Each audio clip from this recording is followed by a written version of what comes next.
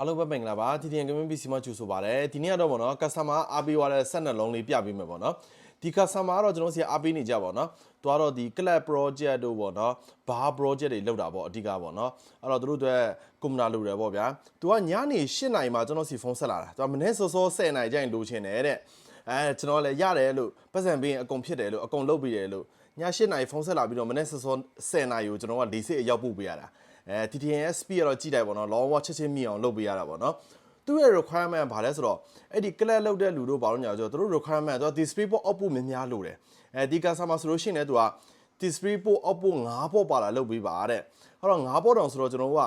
RTA 40 60မှာဆိုလို့ရှိရင်ဗျာ display port output က4 port ပဲပါတယ်အဲ့တော့ နောက်တစ် port ကျတော့ကျွန်တော် on board နေပြင်ယူသုံးရတာပေါ့ဗျာပုံမှန်ဆိုလို့ရှိရင်ကျွန်တော်က Ryzen 5 5600နဲ့ကျွန်တော်ကဆင်တာ Ryzen 5 5600နဲ့ RTA 40 60ပေါ့နော်ဒါပေမဲ့ဒီ customer အလုံးလေးတာကြတော့ကျွန်တော်တို့က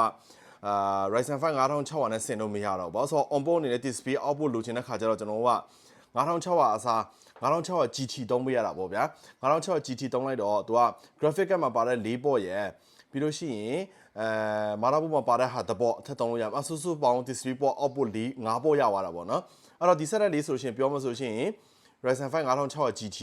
motherboard ကတော့ Gigabyte တွေက P550MK 4 core ပါခူလာနဲ့ပြီးလို့ရှိရင် graphic ကတော့ colorful တဲ့ RTA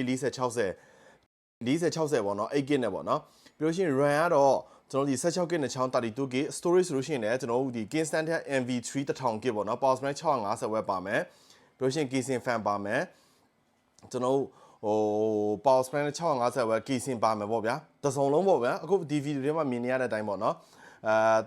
တစ်စုံလုံးကိုဈေးနှုန်းက38သိန်းကျမယ်တစ်လုံးပေါ့နော် customer တော့နှလုံးအားပေးသွားတယ်ဒီဖက်လုံးတော့ကျွန်တော်လုပ်ပြီးသွားပြီ fan တွေပါလားအလုံးတက်ပြီးသွားပြီဒါပေမဲ့ဒီဖက်လုံးတော့မလုပ်ရသေးဘူးပေါ့နော်အခုမှစလုပ်နေတော့ပေါ့နော်ကျွန်တော်မနေ့စော10နာရီရောက်ရှိရင်လေးစိတ်အမိပို့ပေးရမယ့်အလုံးလေးပါ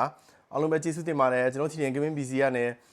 ဆက်လေးပါလေးစုံစမ်းခြင်းနဲ့အကြံမေးခြင်းနဲ့ဆိုလို့ရှိရင်လည်းကျွန်တော်တို့ဒါ highlight ပါနော်အားလုံးပဲကျေးဇူးတင်ပါတယ်ကျွန်တော် TTN Gaming PC ရဲ့ဗီဒီယိုလေးကိုလည်း like and share လေးကူညီပေးကြပါနော်အားလုံးပဲနောက်ဗီဒီယိုမှာပြန်တွေ့ကြအောင်နော်